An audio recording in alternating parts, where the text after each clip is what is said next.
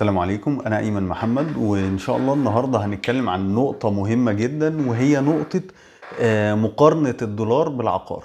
يعني دايما أي حد بيشتري عقارات هو بيبقى رقم واحد في باله اللي بيقارن بيه العقار هو الدولار، وإيه فيهم أحسن عشان أحافظ على فلوسي، وإيه أحسن كاستثمار، وإيه الأحسن إن أنا أروح هل أشتري عقار وأبدأ أسدد فيه وأحول الدولارات اللي معايا عشان أقدر أدفع الأقساط بتاعة العقار ده، ولا احتفظ بالدولارات دي وهو مع الوقت الدولار بيزيد وخلاص انا بكسب من الزيادة اللي بتحصل فيه دي. فكان لازم ان احنا نعمل فيديو كده مقارنة بسيطة بين ان انا لو اشتريت عقار او لو خليت فلوسي زي ما هي وشلتها كدولار، اشوف ايه فيهم اللي فعلا هيكسبني اكتر، ايه فيهم اللي هيحافظ على قيمة فلوسي، ايه فيهم اللي ممكن يتقال عليه استثمار. انا كنت اتكلمت عن النقطة دي قبل كده وقلت ان اصلا الذهب والدولار هما ما يعتبروش استثمار، هي ادخار للفلوس. بس خلينا لو قلنا ان في ناس بتعتبر ان الدولار ده استثمار بسبب الزيادات السريعة اللي بتحصل في السعر بتاعه، فنحطه كده في مقارنة مع العقارات ونشوف ايه احسن، هل اشتري عقار ولا اسيب فلوسي دولار زي ما هي. طبعا عشان ناخد قرار فيصل في الموضوع ده خلينا ناخد نموذج عميل مشتري معايا وحدة عقارية من 3 سنين، ونقيس في خلال الثلاث سنين ايه التطور اللي حصل في اسعار الوحدة، في اسعار الدولار، في نظام السداد، في الكلام ده كله. فانا عامل جدول، يعني الجدول ده هظهره في المقارنة دي بقى الارقام بكل التفاصيل بتاعتها. هنبص على الجدول، ودايما انا بقول لاي حد الارقام هي اللي بتحسم لي ايه احسن موضوع وايه احسن حاجة ممكن اروح لها. طبعا لو بصينا في الجدول بتاعنا هنلاقي ان احنا متقسم لخانتين. الخانة اللي على اليمين اول واحدة دي هتبقى خاصة بالعقار، اللي مكتوب فيها القيمة، سعر الوحدة بالمصري كام وبالدولار كان كام، المقدم اللي العميل دفعه كان كام بالمصري ووقتها في 2021 كان كام بالدولار، الاقساط اللي دفعها السنوية في 2021 كانت كام قيمتها بالمصري وقيمتها كام بالدولار في وقتها، ان الدولار كان 16 جنيه.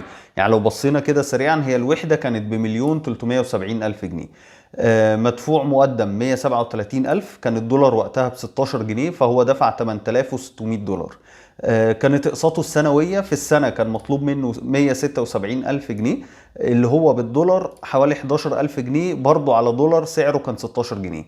جينا في 2022 الدولار زاد زيادة بسيطة حوالي 4 جنيه، بقى الدولار ب 20 جنيه. فهنلاقي ان ال 176 ألف الاقساط السنوية بقى قيمتهم بالدولار 9200 دولار بدل ما كان بيدفع 11، فهو أكنه خد خصم. فبدل ال 1800 اللي ما بيدفعهمش دول خلينا نقول ان هو هيشيلهم على جنب، مش هيعمل بيهم حاجة. جينا في 2023 نفس القسط اللي هو بالمصري قيمته بالدولار بقت 4400 دولار. ليه؟ لان الدولار نط بقى ب 40 جنيه، زياده كبيره جدا خلت الدولار ب 40 جنيه. ف 40 جنيه دي بقت بدل ما بدفع 11000 دولار في السنه انا بقيت بدفع 4400 دولار في السنه. فانا هنا ماشي انا في العقار وانا بسدده اكني باخد خصومات من غير ما انا يعني من غير ما اعمل حاجه، من غير ما اقدم حاجه، من غير اي زيادات، انا اكني باخد خصم كل فتره في فتره السداد. فهنا بقيت بدفع 4400 دولار، في فرق برضو بنتكلم في حوالي تقريبا 6600 دولار. خلينا نقول ان هو هيشيله برضو على جنب، مش هيعمل بيه حاجه. جينا في 2024 الدولار طبعا احنا عارفين نط لل 70 جنيه ورجع تاني نزل ل 60 شويه. اخر ابديت وانا بصور الفيديو كان الدولار في حدود ال 40 جنيه. فخلينا نقول ان الدولار متوسط في 2024 45 جنيه الدولار. فهنلاقي ان هو بدل ما كان بيدفع 11000 دولار في السنة بيدفع تقريبا 3900 دولار، فهو برضو وفر الموضوع. في المقابل الدولار المدخر اللي هو لو حد دخل وقال انا هشيل فلوسي كلها دولارات بس مش هعمل حاجة، فهنقيس اكنه شال نفس المبالغ اللي التاني كان حاطط حساباته عليها، ده بيشيلها. هنلاقي ان المقدم هيشيل 8600 دولار، هيشيل كل سنة 11000 دولار اللي هو قيمة القسط السنوي. كويس. هنلاقي في الحسبة دي ان اللي اشترى دولار بقى معاه بعد 3 سنين او 3 سنين ونص معاه حوالي 53 ألف دولار. بأسعار النهاردة اللي هو الدولار في حدود من 40 ل 45 جنيه تقريبا هو معاه حوالي 2 مليون و400 ألف. ده كده هو كل اللي كسبه في خلال 3 سنين بيلم دولارات وبيشيلها على جنب، بقى معاه حوالي 2 مليون و400 بالمصري. طب اللي اشترى عقار اجمالي اللي دفعه بالمصري 840 الف جنيه. واللي دفعوا بالدولار 37,000 دولار، ومتبقي في جيبه دولار 15,500. لان زي ما قلنا فوق، احنا الدولار كل شوية عمال سعره بيزيد، ففي المقابل بدل ما بدفع 11 بدفع اقل كل سنة. التوفير اللي كان بيعمل، خلينا نقول انه شاله على جنب كادخار، فبقى معاه حوالي 15,500 دولار، واجمالي اللي دفعه 840,000 جنيه. الوحدة بتاعته اللي كان سعرها 1,370,000، الوحدة دي على فكرة كانت وحدة 60 متر، يعني بنتكلم ان هي تقريبا كانت سعر المتر بتاعها 23,000 جنيه في الحدود دي. نفس الوحدة النهاردة سعرها 3,600,000، اللي هو احنا حاسبين تقريبا سعر المتر 60,000 جنيه، ده المتوسط في السوق. في اسعار بتوصل ل70,000 جنيه النهارده كإداري، في اسعار بتبقى 55,000. يعني متوسط الاسعار خلت له الوحده بتاعته سعرها اتضاعف تقريبا مرتين ثلاثه، بدل 1,300,000 بقت 3,600,000.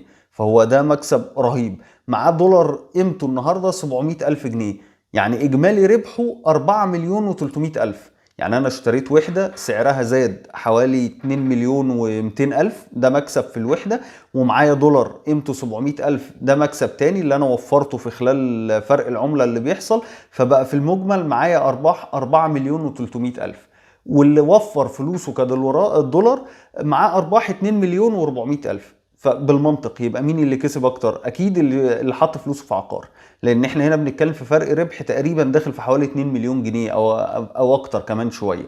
الوحده نفسها اللي هو كان مشتريها كان سعرها وقتها بالدولار 46,000 دولار، النهارده نفس الوحده سعرها بالدولار 80,000. والنقطة دي مهمة جدا، لأن في ناس كتير بتقول لي إن رغم زيادات العقارات دي لو جينا نقيسها بالدولار هنلاقيها إن هي ما زادتش. إن أنا لو مشتري وحدة من سنتين ثلاثة ب 2000 دولار وجيت أشتريها النهاردة هلاقيها هي نفس ال 2000 دولار. الكلام ده مش حقيقي.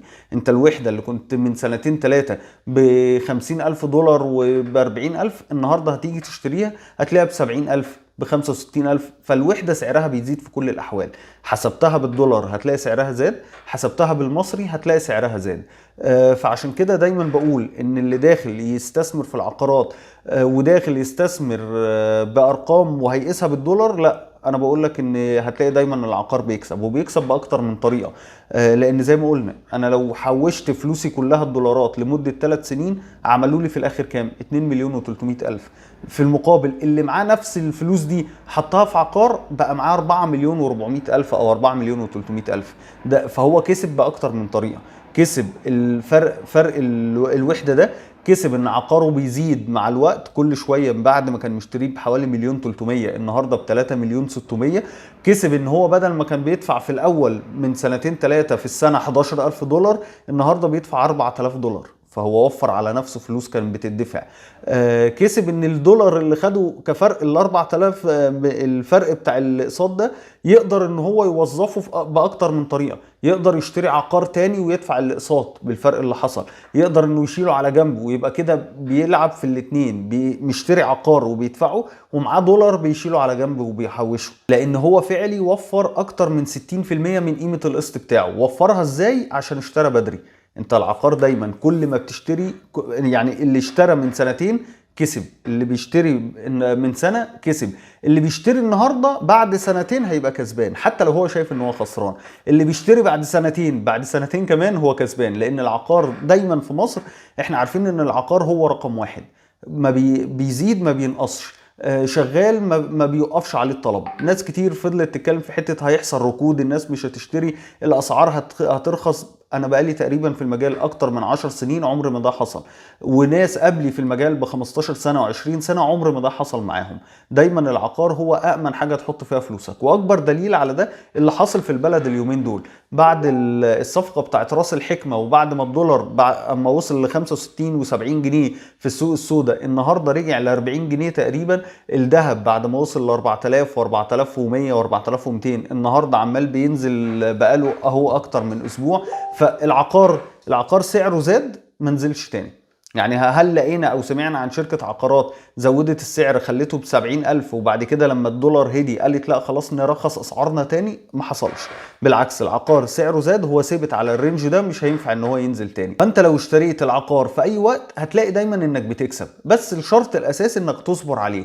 ان العقار مش المكسب السريع، مش اللي انا اكسبه النهارده واجي بعد 6 شهور او سنه اقول انا هبيعه وهكسب منه. لازم على الاقل 3 سنين توصل ل5 سنين عشان تقدر تحس بمكسب العقار.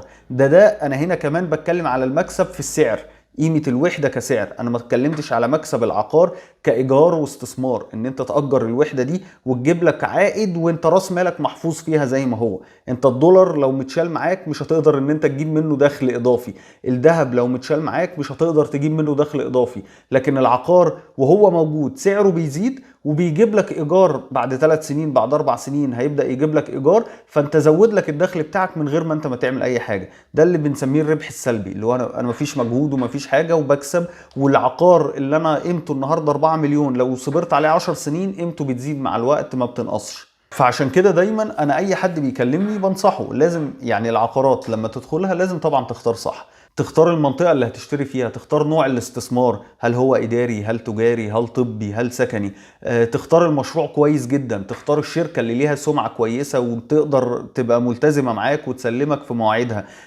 تراجع الورق القانوني كويس، تراجع العقود اللي انت هتوقع عليها، تراجع السعر اللي انت بتشتري بيه مقارنة بالسوق، هل هو قيمة مقابل سعر ولا لا. أنظمة السداد تبقى أنظمة سداد مريحة ومدياك سهولة في السداد، إنك تسدد على 7 سنين 6 سنين 8 سنين، لو قدرت أكتر من كده يا ريت. لو بتدفع بالدولار حاول تدفع أقل مقدم ممكن، ما تزودش المقدم بتاعك، عشان أنت كل ما بيمشي عليك فترة سداد كل ما أنت بتوفر الدولار كده كده من غير ما تعمل حاجة بفرق العملة اللي بيحصل. العقار مكسبه مضمون جدا، بس بيحتاج انك تبقى مختاره صح، وبيحتاج ان انت تصبر عليه الوقت الكافي عشان يقدر يجيب لك المكسب بتاعه. اختيار العقار مش صعب خالص لو انت عارف الخطوات وعارف ازاي تختار، وده تخصصي انا وفريق المبيعات بتاعي. نقدر ان شاء الله نوصلك لاحسن عقار ونوصلك لاختيار يكون مضمون وشركة كويسة تقدر تكسب من عقارك في اقرب وقت ممكن وانت مطمن. لو مهتم تشتري عقار ومهتم تدخل في الاستثمار العقاري في العاصمة الإدارية الجديدة او في اي منطقة تاني جوه مصر، كلمني او ابعت لي على رقمي على الواتساب وهتلاقيني معاك ان شاء الله انا وفريق المبيعات بنختار لك وحدتك ونوصلك لاستثمارك الامن.